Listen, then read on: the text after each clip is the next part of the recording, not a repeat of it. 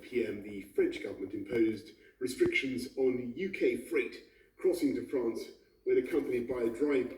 And so today I chaired a meeting of the government's emergency COBRA committee in order to coordinate a UK-wide response. And it's vital first to stress that these delays, which are only occurring at Dover, only affect human-handled freight.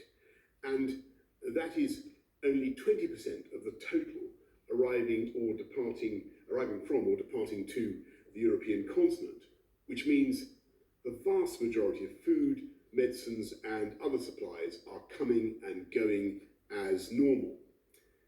You may also be aware, in fact I'd be amazed if you weren't, that the government has been preparing for a long time for exactly this kind of event. So working with the Kent Resilience Forum, Kent County Council and Highways England, we've activated our long prepared plans with the result that we've already been able to reduce the number of lorries waiting on the M20 from 500 to 170. The site at Manston Airfield is ready to cope with any overflow. And of course, we're working with our friends across the channel to unblock the flow of trade as fast as possible. And the government at all levels is communicating with our friends in Paris. I've just spoken to President Macron. We had a very good call, and we both understand each other's positions and want to resolve these problems as fast as possible. And I know that Grant is also speaking to his counterpart. And we're working to a solution, as I say, as fast as we can to allow freight traffic to resume between the UK and France and to ensure that lorries can travel in both directions in a COVID-secure way. I want to stress that we in the UK fully understand the anxieties of our friends about COVID, their anxieties about the new variant. But it's also true that we believe the risks of transmission by a solitary driver sitting alone in the cab are really very low. And so we hope to make progress as fast as we possibly can.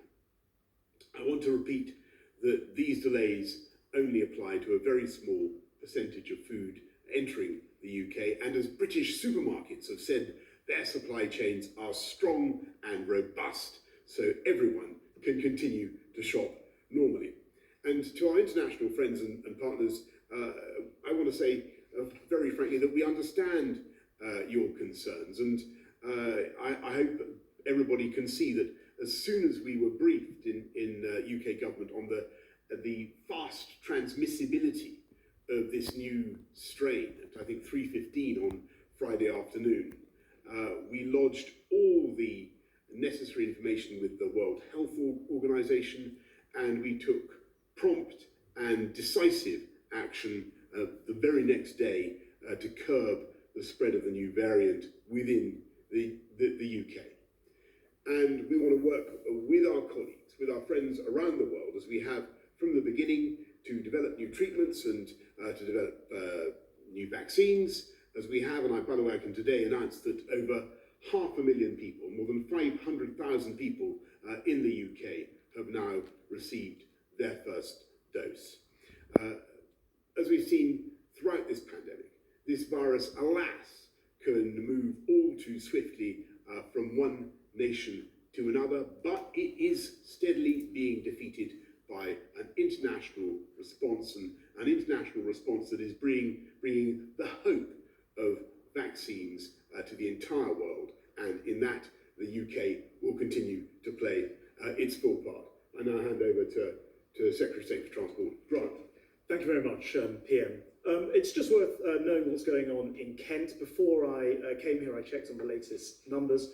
There were, last night at its height, about 500 lorries through to this morning, which were queuing effectively on the motorway. That's now down to, last time I checked, 174 lorries.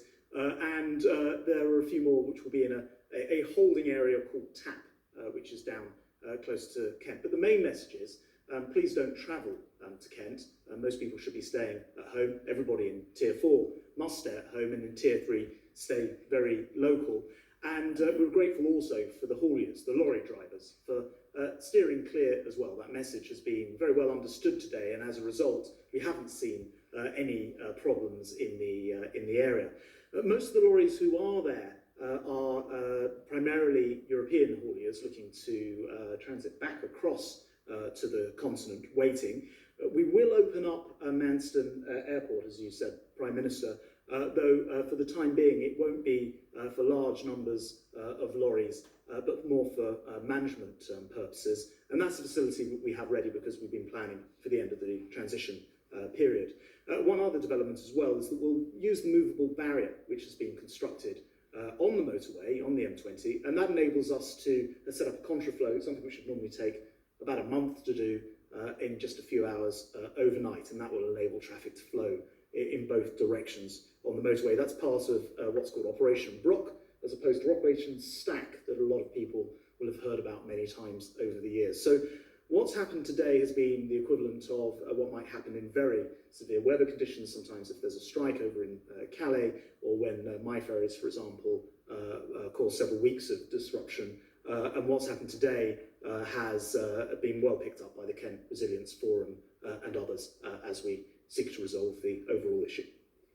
Well, thank you very much, Grant. Let's go to, Patrick, I don't think you want to add anything at this stage. Let's go to David from Portsmouth.